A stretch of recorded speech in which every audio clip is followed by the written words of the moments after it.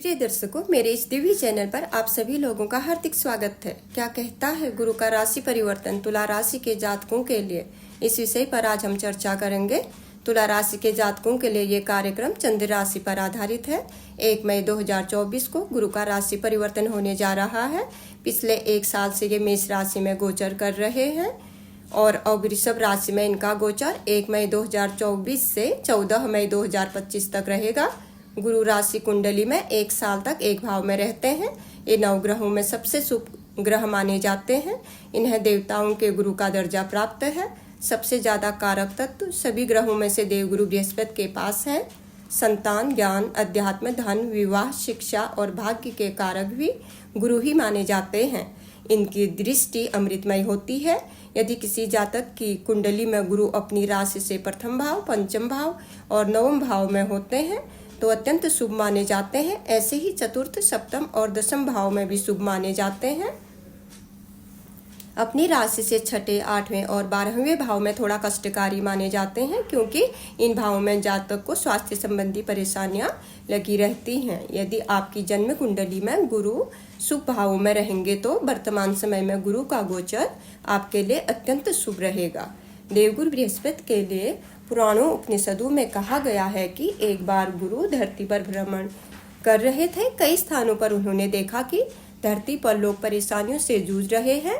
देवगुरु के हृदय में इन लोगों के लिए करुणा जागी तो वे इनकी सहायता करने के लिए भगवान विष्णु के पास गए और उनसे विनती की, प्रभु आप मुझे कुछ ऐसा वरदान दें कि मैं धरती के लोगों का मार्गदर्शन कर सकूं। भगवान विष्णु ये सुनकर देवगुरु से बहुत प्रसन्न हुए और उन्होंने कहा कि आज के बाद जिस भी जातक की जन्म कुंडली में आपकी पंचम और नवम दृष्टि जाएगी, वहां पर रचनात्मक कार्य की वृद्धि होगी। पंचम भाव की रचना बुद्धि, विवेक और 9वें भाव की रचना अध्यात्म से कर सकते हैं। जैसे ही देवगुरु बृहस्पति को भगवान विष्णु से ये वरदान प्राप्त हुआ, वे ईश्वर का आशीर्वाद लेकर धरती पर उस जगह पहुंचे जहां लोग अपनी अच्छी फसल न होने के कारण दुखी थे।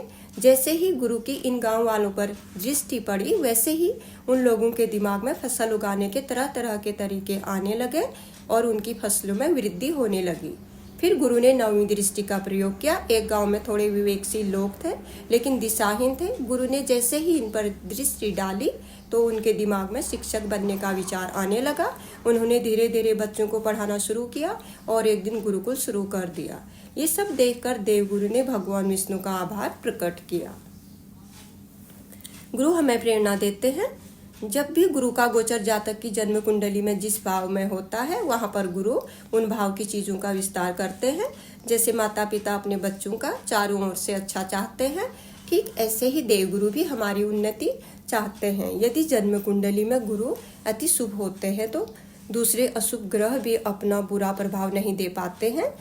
लेकिन यदि गुरु किसी अशुभ ग्रह से युक्त हो या नीच के बुध राशियों में हो या जातक की राशि से छठे, 8वें और 12वें मार्केश भाव में हो तो शुभ फल नहीं दे पाते हैं, क्योंकि ऐसी स्थिति में गुरु स्वयं पीड़ित हो जाते हैं। जिन जातकों की जन्म कुंडली में देवगुरु अति शुभ होते हैं, उनका वैवाहिक जीवन और रोजगार अच्छा रहता है। ऐसे जातकों का स्वास्थ्य भी ठीक रहता है। इस कारण इनका जीवन आसानी से बीत जाता है। और जिन जातकों का गुरु जन्म कुंडली में पीड़ित हो या अपनी ही राशि से छठे भाव, 8वें भाव और 12वें भाव में हो तो जीवन निरंतर संघर्षपूर्ण बीतता है। इसलिए ऐसे में देवगुरु बृहस्पति की मजबूती के लिए गुरु के उपाय करने चाहिए, जिससे जीवन में सुखता आए। अब गुरु के राशि परिवर्तन का तुला राशि के जातकों पर क्या प्रभाव पड़ेगा, इसका थोड़ा विश्लेषण कर लेते हैं। आपकी राशि के स्वामी हैं शुक्र। 12 साल बाद देवगुरु बृहस्पति आपकी राशि से अष्टम भाव वृषभ राशि में गोचर करेंगे। यह भाव गहन अध्ययन, रिसर्च, गुप्त विद्या, तंत्र मंत्र, अध्यात्म, ज्योतिषी, आयु, मृत्यु, दुर्घटना और चोरपटक का माना जाता है। इस बीच अध्यात्म में रुचि बढ़ेगी आपकी।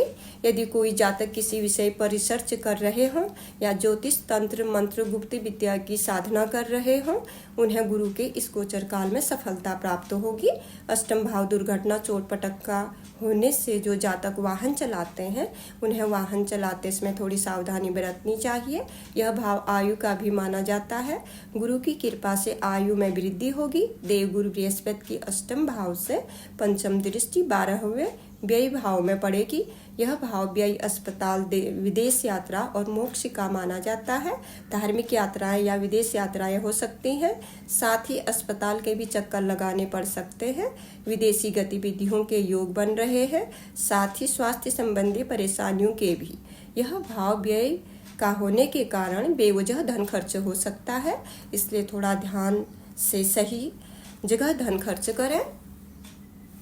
गुरु की अष्टम भाव से सप्तम दृष्टि द्वितीय धन भाव में पड़ेगी। यह भाव धन, कुटुंब, वाणी और भोजन आदि का माना जाता है। अभी तक धन संचय नहीं हो रहा था, लेकिन गुरु की दृष्टि धन भाव में पड़ने से धन संचय होगा, कुटुंब में वृद्धि होगी, वाणी संबंधी यदि कोई कार्य करते हैं तो उसमें भी सफलता मिलेगी। परिवार में जो मतभेद चल रहे थे वो समाप्त होंगे। यदि मुंह की बीमारी जैसे दांत दर्द, मुंह में छाले आदि से परेशान थे तो अब इस परेशानी से भी राहत मिलेगी।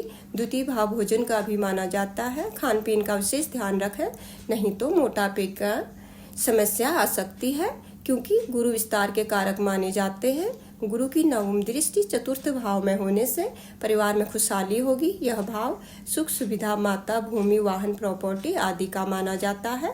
अभी तक यदि माता के स्वास्थ्य को लेकर चिंता बनी हुई थी तो वो अब दूर होगी। घर, वाहन, प्रॉपर्टी आदि में वृद्धि होगी। परिवार में सुख सुविधा बढ़ेगी और कोई मांगलिक कार्य होगा।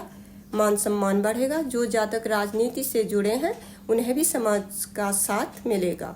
कुल मिलाकर गुरु का राशि परिवर्तन तुला राशि के जातकों के लिए छठे भाव और 12वें भाव का संबंध बनने से अपने स्थान से दूसरे स्थान या फिर विदेश का योग बना रहा है। अब अंत में थोड़ा उपायों की बात कर लेते हैं।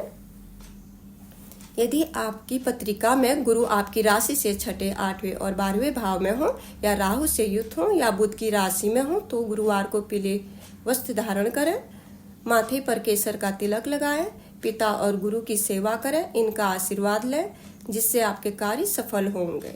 गुरुवार के दिन गाय को केला खिलाएं। अपने मन को एकाग्र करने के लिए ध्यान करें। देवगुरु बृहस्पति का एक अचूक उपाय है जो बहुत ही प्रभावशाली है। यदि आप इस उपाय को करना चाहते हैं तो इसे हर गुरुवार करें। तब तक करते रहें जब तक आपका कोई अटका हुआ कार्य बन न जाए।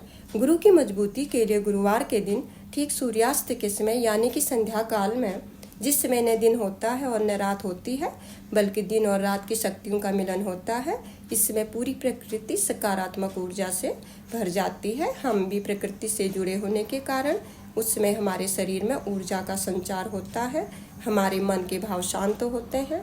ठीक ऐसे संध्या काल में अपने मन के भावों को शुद्ध रखते हुए घी या तिल के तेल का दीपक केले के पेड़ के सामने जलाएं। दिए को चावल के ऊपर रखें। दीप का मुंह सुविधा अनुसार पूर्व, पश्चिम, उत्तर कहीं भी रख सकते हैं। अपना मुंह भी इन्हीं दिशाओं में रखें। दक्षिण दिशा छोड़ दें। दीपक जलाने के बाद इसे प्रणाम करें।